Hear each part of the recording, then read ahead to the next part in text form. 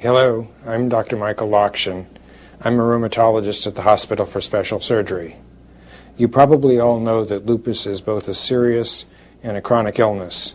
What you probably haven't thought about is that doctors spend only a few minutes with each patient, but patients spend their entire lives with the disease. What we'll hear about this morning is how that disease affects people and how they deal with the problems that they meet.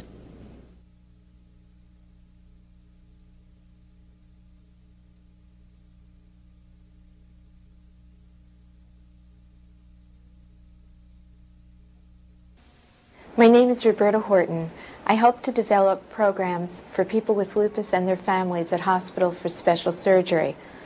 I'd like to introduce Lauren Fox, Jenny Lynn, Ellen Schecter, and Jerri Christie. Their years since diagnosis range from 8 to 23 years, and their symptoms range from rash and fever, fatigue, joint pain, kidney involvement, and neurological symptoms. They each have a very special story to tell. Lauren, what's the hardest part of having lupus? Well, I would have to say one of the hardest things has been the unpredictability. And in that I mean not knowing when or if I'm going to have a flare-up, if I'm going to be able to make plans and have to cancel them, what my future would be in general. And that's been one of the hardest things to deal with. It would be the uncertainty as to how lupus will affect my future, and also the inability to control how lupus will affect my future, because there could be a flare-up at any time, and which could be debilitating, and I know that, or even the medications, they have side effects, which also I don't know when they will take a toll on my body. So I know that no matter how independent I am right now, or how well I take care of myself right now, lupus can affect that in the future to the extent that I may no longer be independent, and I might not be able to take care of myself in the future, and that's troublesome for me. The hardest part for me is the pain, not just the physical pain, but the psychological pain. I've lived with lupus for a long time. Lupus has exacted a lot of losses. Loss of running, loss of dancing, although I still get out on the dance floor and wiggle a lot. I think the most painful loss has been the loss of the career that I had built so carefully. And yet I have found that the doors close and new doors blow open, and I'm a writer, and I will never stop writing, even if I have to write with one finger or dictate to my laptop. And I write 6 hours every day, and I still love doing it. So losses have also, for me, led to new vistas.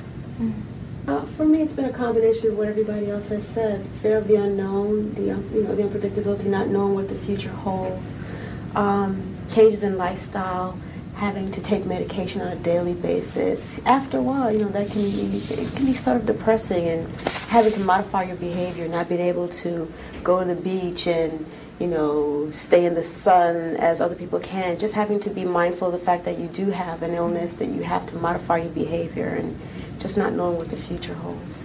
How has lupus most affected your life with your family and friends?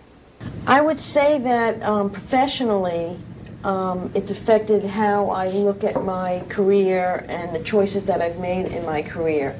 I'm an attorney, and I left the stressful private practice that I was in after 10 years and took a job with the government, which was less money, but it was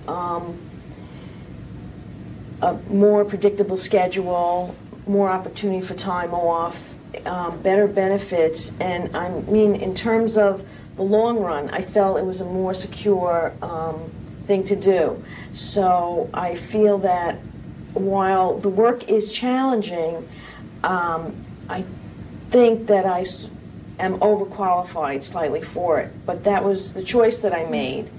That would be professionally. And personally, I would say that in some respects it's been a negative when family members or people, friends, have been scared by my illness or how sick I've been. And I would say that that was a big change. And then the other thing is there's been a positive from it too.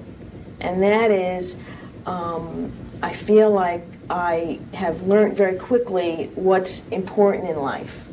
And I've made certain relationships stronger as a result of it and been able to get closer to people. And then, of course, it's the people that you meet either through various organizations or a support group that end up, bringing a positive to your life. And you support them and they support you, and wonderful relationships develop because I think you get to the bottom of things very quickly. It's not like there's not a lot of surface stuff going on. You get to the meat of it. Your life is in danger or you have a serious illness, and you sort of don't go through the normal niceties, and you get right to it, and it tends to bring you closer to people that you interact that way because it's like you don't have time for all the surface things. Right.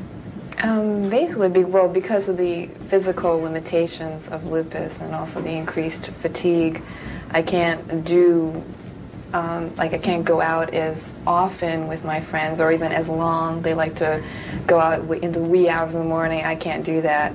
And also I have to be very careful as to not to overly exert myself, because my body will tell me when I'm overly exerting myself, and I will feel it. I will definitely feel it. And also I had to adopt a healthy lifestyle. I had to make my lifestyle so that I can best take care of myself, which meant a healthy, balanced diet, vitamins I started taking, and exercise. And I had to make sure I had to really integrate it as part of my life, and that's how it really changed my life now. I think that living with something that's, sometimes we call it the hippopotamus in the living room in our house.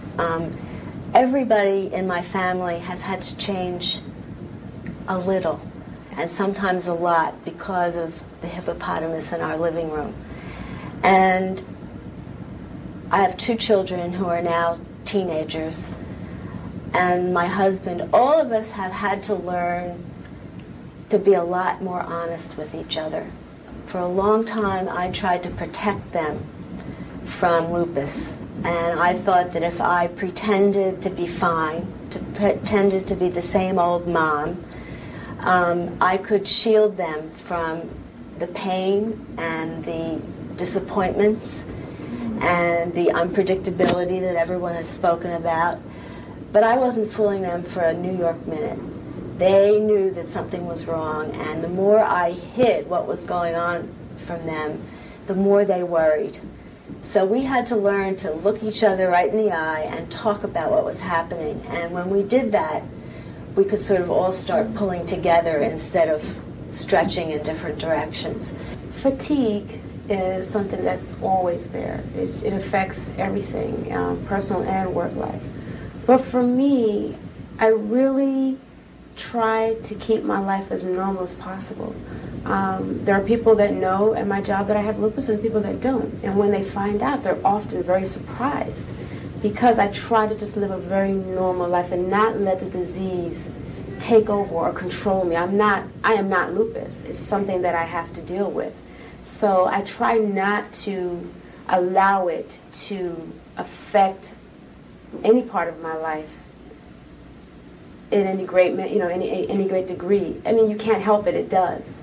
Like I said, the fatigue. I mean, you're constantly, for myself, I should say, constantly tired, and You know, I can't go out, like Jenny says, I can't go out and hang out all night long. And, you know, I went away recently, and, you know, I'm in Hawaii, and I'm not out having a great time all the time because I'm tired. So to me, that's probably been the most, the biggest effect that it's had on the day-to-day of my life. Jerri, you said something about work that made me remember experiences I've had at my job where when I took this new job, other than my direct supervisor at the time, I didn't tell people. And I just wanted to be, I didn't want to be, oh, that's Lauren, she's the new attorney that has lupus. You know, I wanted people to get to know me and know the quality of my work. And I had that same experience when, after being there a year, I revealed to many of the people that I work with every day, you know, very in close proximity to, and they had that same reaction.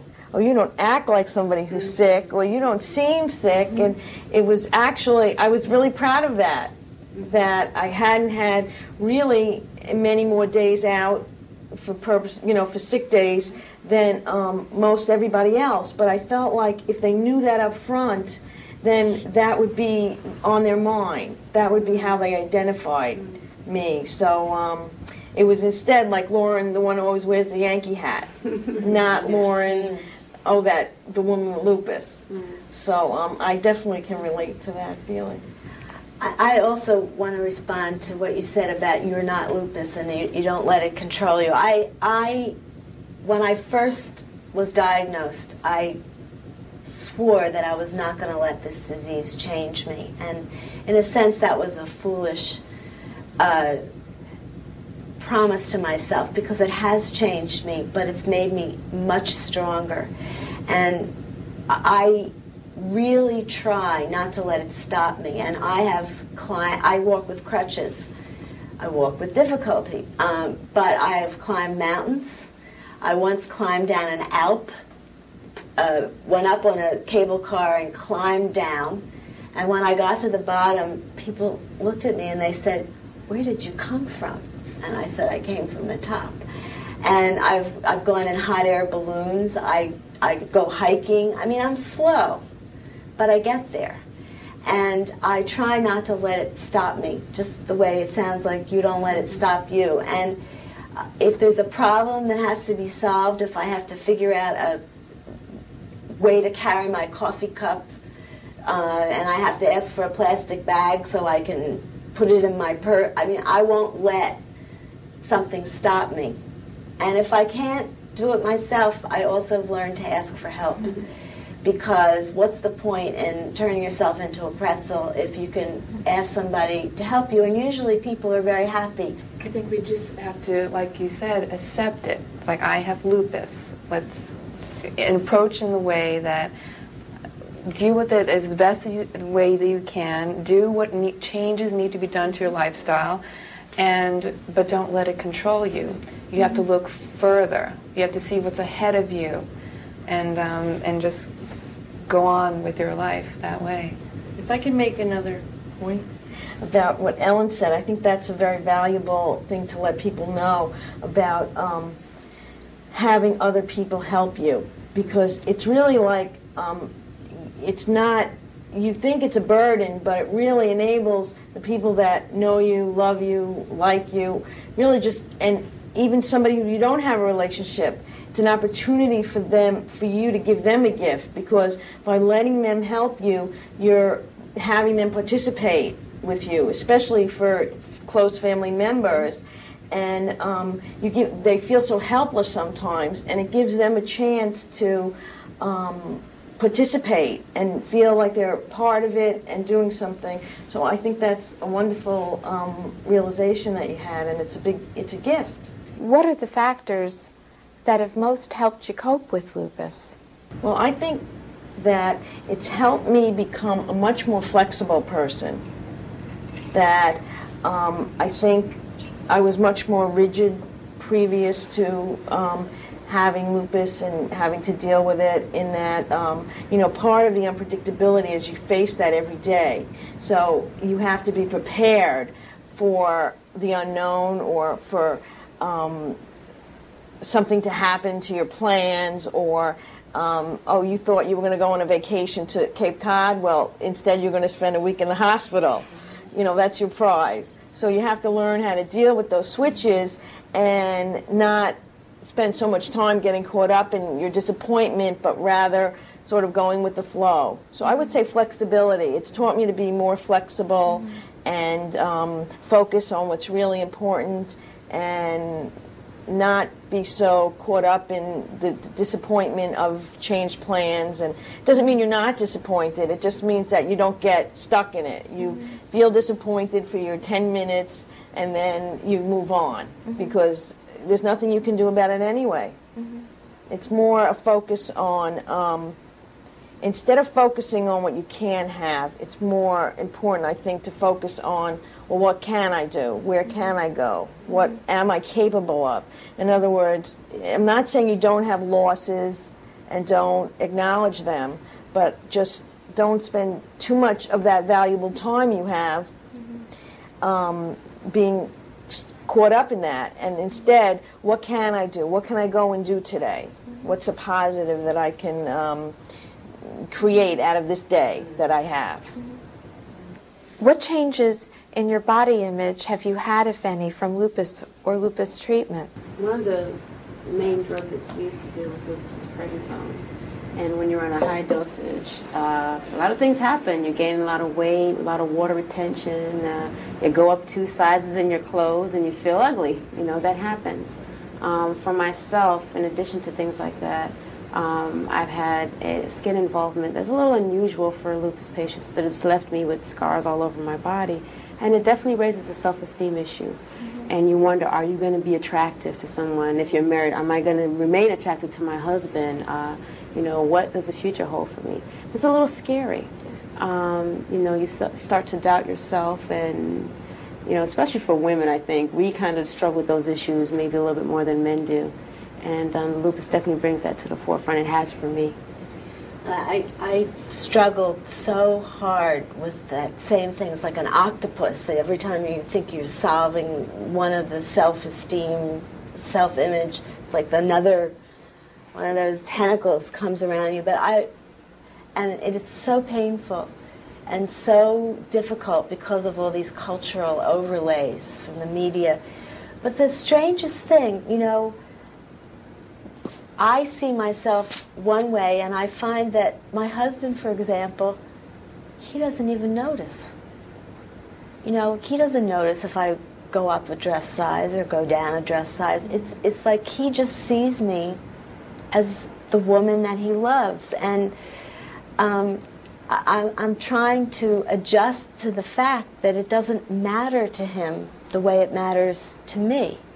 I mean, because of the prednisone, and I went through Cytoxin too, which is a chemotherapy used to treat lupus, your hair starts falling out, and from the prednisone, your face starts getting bloated, and like you said, Jerri, you don't feel pretty. You just don't feel pretty. You think you're the ugliest thing walking on the street, and you're thinking no one's gonna like you, no one's gonna talk to you.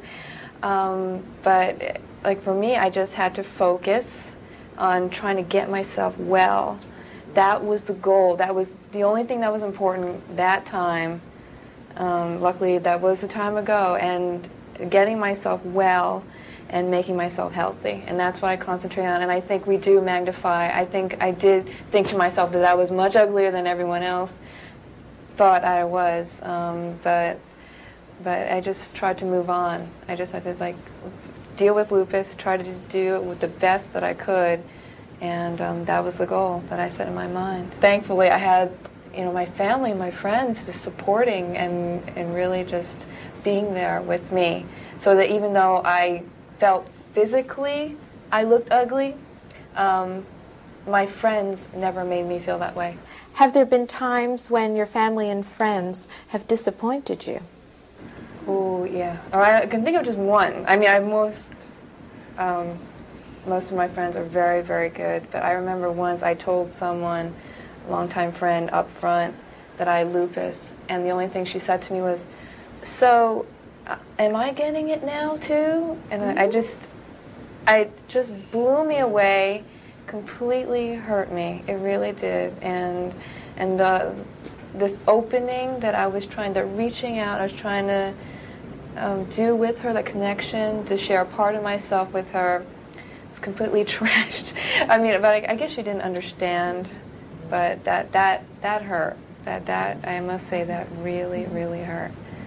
Yeah, I've had friends and certain family members have more difficulty in dealing with it than I would have hoped, but I just try and understand that, you know, not everybody has the same ability to deal with illness or the loss, and it affects them in a certain way. And certain people like rise to the occasion and are there for you, and you know you can always count on them, and that makes your bond with them stronger. But there are people that will be frightened by it because they don't understand, or it's more difficult for them. But I've always felt that the people that really counted, the people that really mattered, they know you, they know who you are, they know that you're still the same you. Who you are as a person really hasn't changed. What's helped you cope with lupus?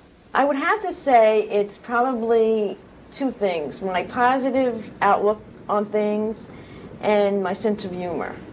And I would say positive outlook in the sense that, you know, like I know life isn't just a bowl of cherries kind of thing, but again, not looking at the glass as half full, but trying to always think, okay, I can't do this, I can't sunbathe, but what can I do outdoors? Or, in other words, just focus on the things I still can do and realize that there's always somebody who has something worse, or there's a way to look at things in a positive way. Thank you, Lauren. Jenny, what's most helped you cope with your lupus? I've had a wonderful network of family and friends that really just supported me, and they helped me keep that positive outlook that Lauren's talking about, and really kept my spirits high, and it really just helped me along the way. Because even when things look bad, when you're in a lot of pain, your hair is falling out, you're getting bloated, they were there. They're always there, and they really kept your spirits up. Also, what I found helpful is along the way through my doctor, I met a wonderful, wonderful woman, also my age, also with lupus, and she went through the same treatments that I went through at the same time. So I was able to relate with her and talk with her, and we would comment to each other, like, how you feeling today? You know, I don't feel so good today. How about you? Yeah, this weather just really is not doing good for me right now. And we would, even schedule hospitalizations together just to make a bad situation better.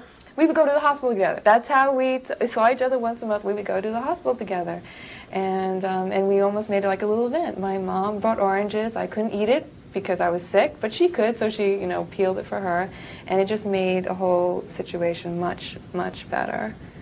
Well, I would say that I found sources of strength, and some of them were internal. I found sources of strength I didn't even know I had. For example, I never thought I could ever give myself an injection, and now I do it like I have a doctor's degree or whatever. But I also found many, many sources of strength in other people. As you did, I found what someone calls the secret handshake of illness. I made friends with people like Lauren, who taught me how to laugh, who cried with me when I needed to cry, who were silly with me when you sort of got to the point of there was nothing else you could do but laugh when you're sitting in the infusion room with your IVs and you just feel like you just have to do something, so you start telling jokes and having a good time. I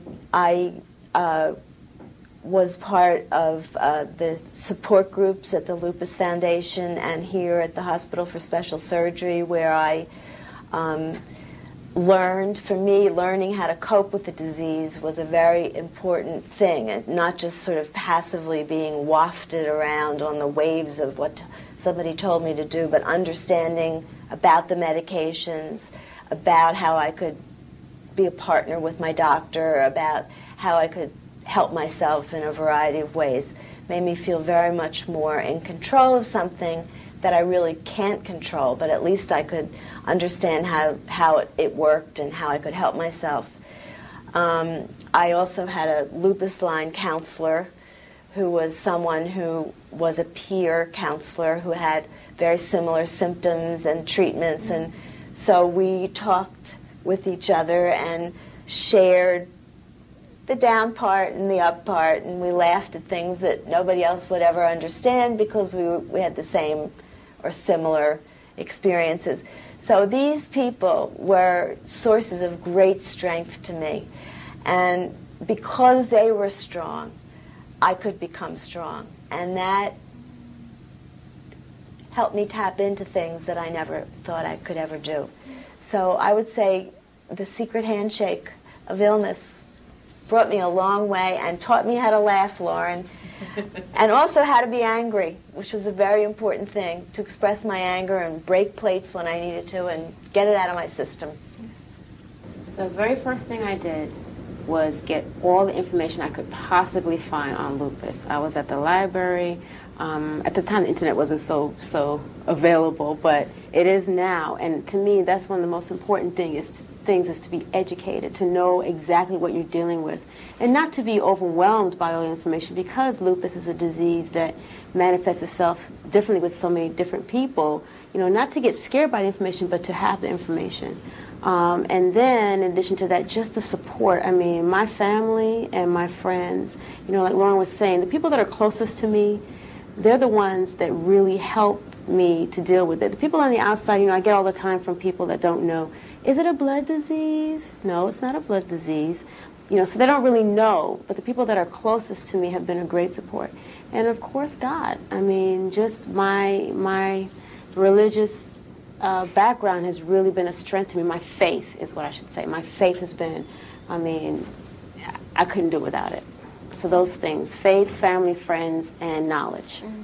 I also found that my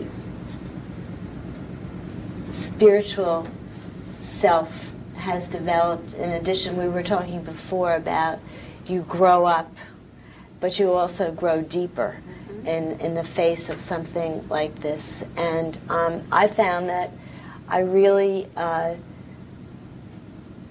got in touch with my belief in God and also with my soul, and that when I couldn't count on my body the way I used to be able to, that going inward and being much more in touch with my soul and what that meant in terms of how I am in the world and what I do in the world was a very important thing for me. As I lost my foothold in the professional world, which I had spent so much time and energy on, I found that there was room and time for me to explore issues.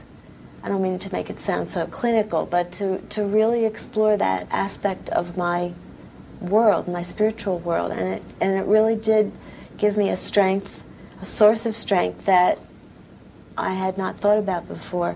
So I feel that was a real benefit, an enormous benefit that was unexpected. It was one of the doors that blew open when the other ones blew shut. So, and that's a wonderful door to open inside yourself.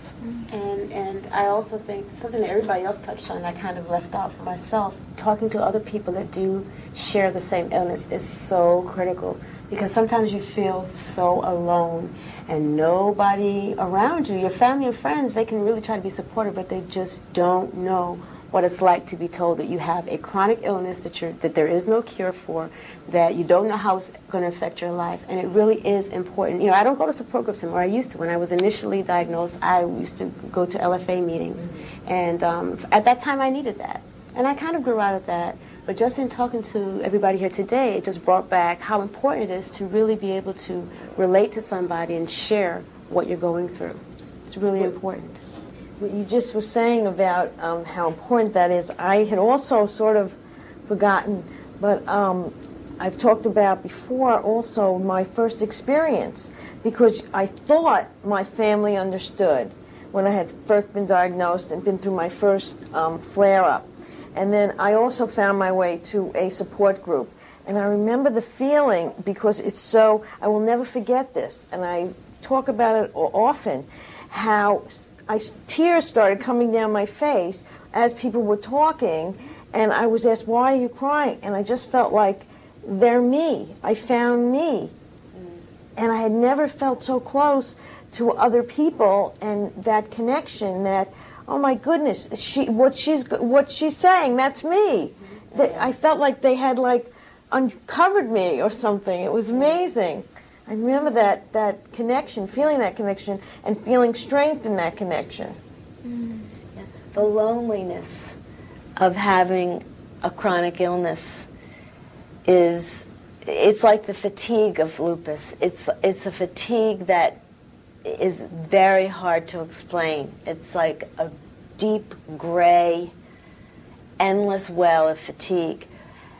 And people will say, yes, fatigue, you're tired, but no one really understands it except, I think, someone else who experiences it. And there is a comfort, and I mean, I'm sad that you know what it feels like, but there is a certain comfort in knowing that someone knows. The loneliness of having an illness like this, with the unpredictability and the endlessness of it, knowing that there's somebody else that knows how that feels, it's so wonderful to say to somebody, you know how I feel about this. It's really unbelievable. And it's like, I never met Jenny or Jerri before today. And I feel like there is a connection that we share that is deeply, deeply satisfying, because if we never see each other again, it's like, there are two people in this world who know. And if either of us, any of us, needed something from each other, we would know what that need was and try and fill it. Because there's a loneliness in having something like this that no one else understands. It's like, same thing happened to me when I went to my first lupus workshop meeting. And it still happens to me. The tears are just unlocked. I don't cry a lot, but the tears are unlocked because I knew I was safe with people who knew how I felt. And that's a wonderful gift. And if anybody said to me, what would I tell somebody who just found out they had lupus, I would say, please try and find somebody else that has it to speak to have that comfort, that secret handshake. If you were to give advice for people with lupus, what would that advice be? Get a good doctor. Get a doctor that you are comfortable with, that takes the time to get to know you. I never forget, when I was first diagnosed, I went to a doctor who looked at me and said, oh, you can't have children, right? And I said, bye, because I am not a number, and don't clump me into this lupus model. Deal with me on one-on-one. And so that was the last time this man saw me. I went and found a doctor that wanted to get to know Jerri, know my symptoms, my ailments, and deal with me on one-on-one. So the very best advice I can give is to get a doctor that you're comfortable with, that you can go to at any time with any symptom and say, what do I do? If they place you on a medication that's not working for you, that you can go back to and say, this is not really working for me. I don't feel well. It's making me more ill. I'm concerned about the side effects. Someone you can just talk to, so that you're getting the best possible treatment. I think we touched upon it before, but just don't hesitate to ask for help. And I mean help in a very broad sense as to whether, like, emotional support from your friends or family, or asking them if they can do some errands, like, here and there for you, or even going to, as we talked about before, peer counseling groups. Just as the Hospital Special Surgery has the Lupus Line program, it's a wonderful peer counseling group, so that you can talk with people who share your experience with lupus, so you don't feel alone. And I know some people are very independent, they're very proud, and they think, you know what, I can do this myself. But you know what, the journey that we all have to travel, it's so much nicer when you have people with you on that journey. And I just wanted to tell people, like, don't be afraid to ask for help. And we're all involved in this experience.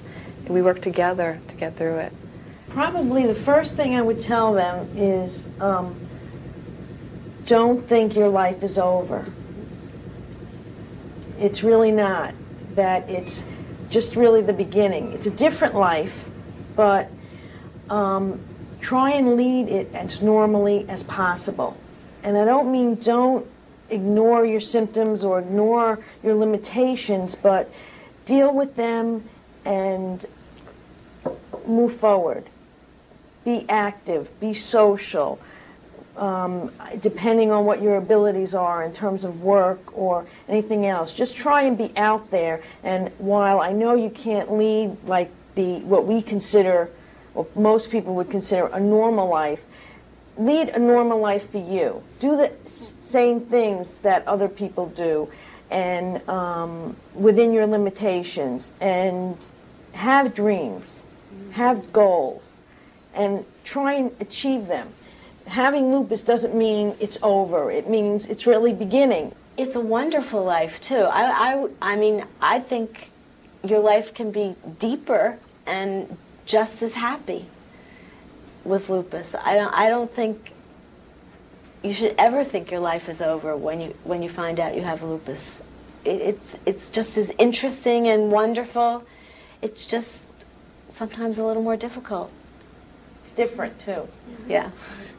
What is most important in the doctor-patient relationship, and how can this relationship be enhanced? I think that open communication is the most important part of the doctor-patient relationship. Mm-hmm. I would agree with that. I would say honesty. Be honest with your doctor, and in terms of reporting your symptoms or describing how you feel about something, I think you have to acknowledge that your doctor is a human being just like you. I know a lot of people tend to put doctors on pedestals. I mean, they are wonderful, and we need them to survive and to flourish, but be honest. Let them know your symptoms. Report back to them with any information that you have. Don't hide anything from them. And I also think that you have to let them get to know you as a person.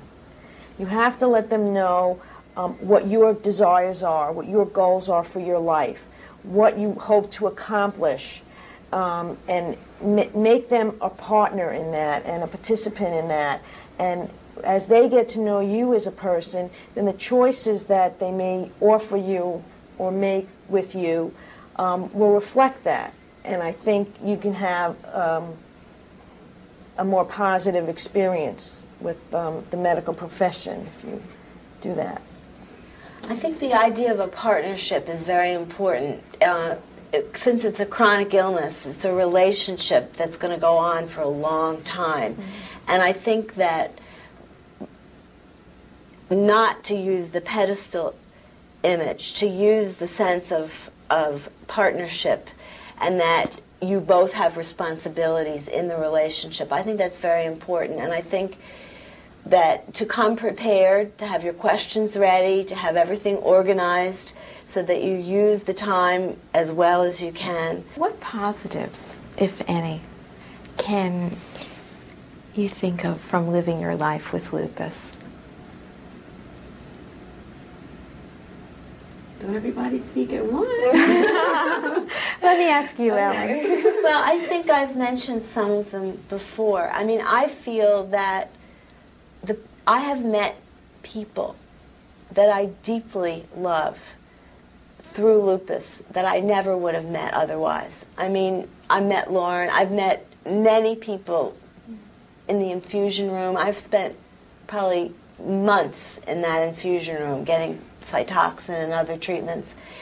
And I've met people from all different parts of New York, New Jersey, Connecticut that I would never have encountered otherwise, who have been so interesting and so loving and so giving and so funny, that I never would have met otherwise. And I've discovered parts of myself that I never would have known otherwise. I think that my sense of gratitude about my life is so much deeper than it ever would have been. And even the sense of texture in my life. I mean, I really feel that I love the people that I love more fiercely than I would have if I hadn't had a sense that I could lose it all. You know, my husband, my children, just the intensity that I love them is so much fiercer. And, you know, I feel like my sense of velvet is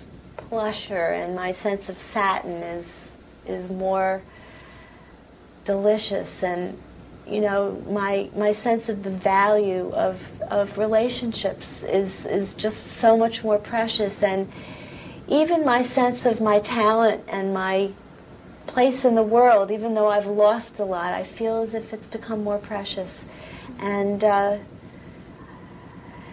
it's like you know, people talk about illness as a gift, and frankly, if it were a gift, I'd exchange it at the exchange counter in the store. But I do feel that I've gotten a lot from knowing how I could lose it all. Jerri, what positives do you feel have come from having lupus? I think it just makes you a stronger person. I agree with Ellen. I think it makes you recognize what is really important in life and not to worry about the trivial things, to appreciate what you have, material and otherwise, you know, your family and your friends, and, you know, to know that, you know, little things that come up and people tend to get upset about them, and it's not important, you know, and just to be a stronger person, to look at the challenge and meet it head on. I would agree with Ellen and Jerri. And I agree that it helps you get to realize what is most important in life. You know, it cuts through that other surface stuff, and you really can focus on the important things and the important people in your life, the relationships that are important. And you don't want to waste time stressing over the trivial or the stuff that's not as important. And I think it does make you stronger, because you get to see that in retrospect. Oh, wow, I just went through that. I can't believe I'm okay. I survived. You know, whatever it is, it's you learn to take on challenges. And what those challenges are different for each of us. But I think it does instill in you a sense of confidence. While you're going through it, it's very difficult, and you think, oh, I need this like a hole in the head. But the truth is, on the other end of it, it's you take some comfort in knowing I came through that okay. And whatever's going to happen, I'm going to be okay. Because I got through that, I can get through the next thing. And then the next time something happens, you think, oh, here we go again. But in the back of your mind, you know, I got through this once before, I'm going to get through it again. And there's a certain amount of comfort in that, I find. That sometimes I really catch myself. I'm thinking, I'm really lucky. And I catch myself and think, how can I say I'm really lucky? I have this illness and I have this. But I appreciate, I have adoring nieces and nephews. I have wonderful friends. And I have a job that I'm very happy in. And you think, I do feel I am lucky. I am fortunate, because you realize it could be worse. You could not have those things and not appreciate them, I think. For me, it was increased self-worth and also the increased strength of spirit. It's that I went through the chemotherapy, and along the way, in order for me to admit myself every month, I had to say to myself, I was worth it. I was worth fighting the fight, and I was worth fighting for my life. and also because I was fighting for my life, I got the strength to fight anything else that came along. And you can really deal with anything else that life throws your way, because you have fought in the past with lupus, wrestled with it, and also, as everyone touched upon, you have a different perspective. You know what's important. You know that you are alive, you are functioning, because you knew a past where you weren't functioning, and that's, I think, what makes here and now, where we're sitting right now, just all richer. And I really appreciate that now. Thank you so much, all of you, for being with us.